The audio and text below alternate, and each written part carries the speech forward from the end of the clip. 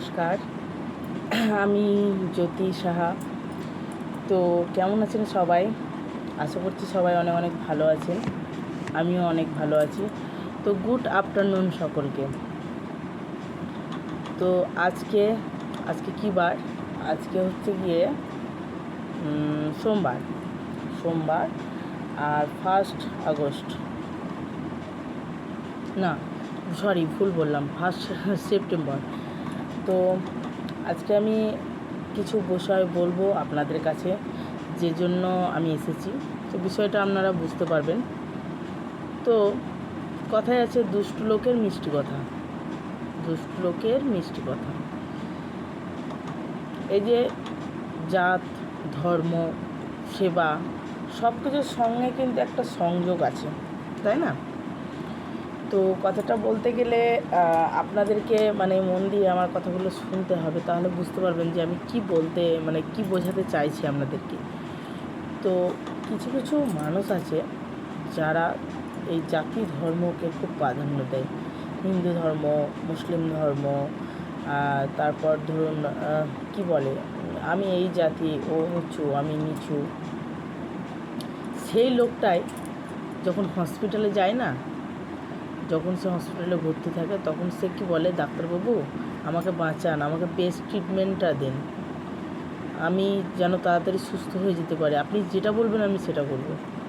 তখন কিন্তু সে দেখে না সেই ডাক্তারবাবুটা হিন্দু না মুসলিম না খ্রিস্টান নাকি আদার্স, যে ধর্মটাকে সে ঘৃণা করে, যে কাজটাকে সে ঘৃণা করে সেই কাজটের। এমনকি যে নার্সগুলো তার সেবা যত্ন করে, তার এই ঘামগুলো মুছে দেয় এইভাবে, বা তার যত্ন আত্তি করে, তার সেবা যত্ন করে, তার কি লাগবে সমস্ত কিছু দেখাশোনা করে, তাদেরকে কিন্তু একবারও জাস্টিফাই করে না যে তারা কি জাতি। তখন কিন্তু বলে না যে না তুমি আমাকে নাড়বে না, তুমি আমাকে খাইয়ে দেবে না, আমি আমার বাড়ির লোকের কাছে খাবার খাবো, আমি তোমার হাতে জল খাবো না, এগুলো কিন্তু বলে না। কি আজব, তাই না? আজকে সেই সব নিয়েই আলোচনা করব। আমাদের এই সমাজটা এমন একটা জায়গায় আমরা এসে পৌঁছেছি, কি বলবো আপনাদের বন্ধুরা।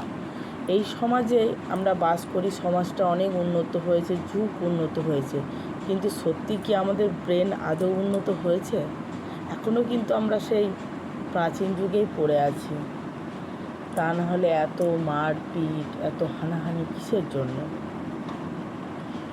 তো যারা এরকম প্রকৃতির মানুষ আছেন, প্রতিটা মানুষকেই বলবো, যারা এরকম ধরনের আছে তাদেরকে বিশেষ করে বলবো, তারা কি কখনো ভেবে দেখেছেন যে আপনারা যে অন্যকে ছোট করে আনন্দ পান, মজা করে অন্য জাতিকে ছোট করে নিজের জাতিকে অনেক বড় করে দেখেন? দেখা গেল কোনো আমি জাস্ট সবার কাছে ক্ষমা চেয়ে নিচ্ছি, আমি একটা উপমা দেওয়ার জন্য কথা বলেছি, আমি কাউকে নিয়ে মিন করতে চাই না। সবাই কিন্তু আমার এই আলোচনা নিয়ে খারাপ ভাববেন না, আপনারা একটু মন পেতে আমার কথাগুলো শুনবেন, তাহলে তার সঙ্গে ব্রেনটাকেও স্ট্রং রাখবেন, তাহলে বুঝতে পারবেন আমি কি বলতে চাইছি এখানে।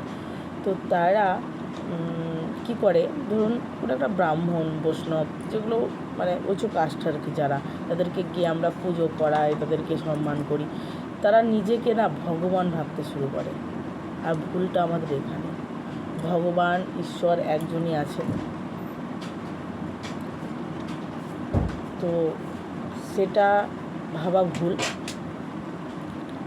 তারা এটা ভেবে ফেলে,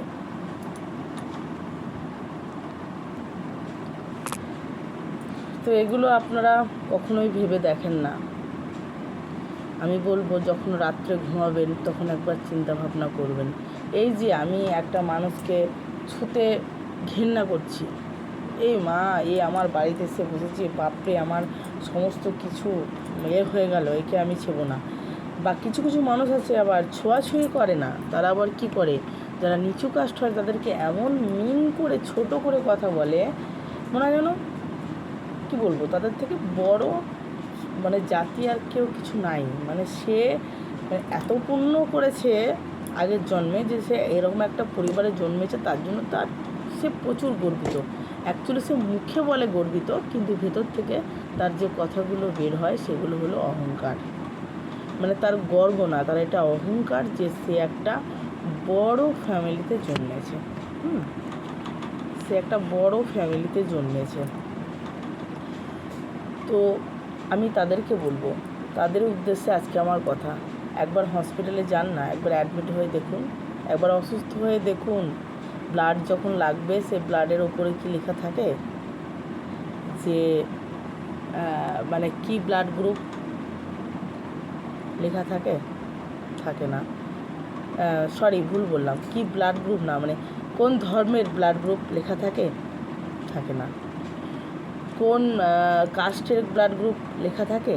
থাকে না। শুধু কি ব্লাডটা কি গ্রুপ, তাতে কোনো কিছু মানে খামতি আছে কি না, মানে কোনো ইনফেকশন আছে কি না, সমস্ত কিছু মাপ করে সেটাকে প্যাকিং করা হয়, আর সেটাই আমাদেরকে সেবা দেওয়া হয়।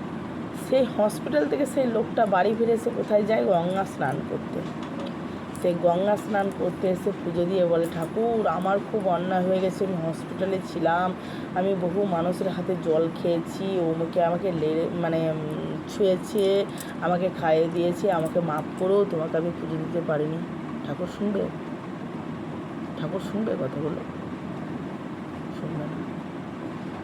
ঠাকুর দুষ্টু লোকের মিষ্টি কথা শুনে না।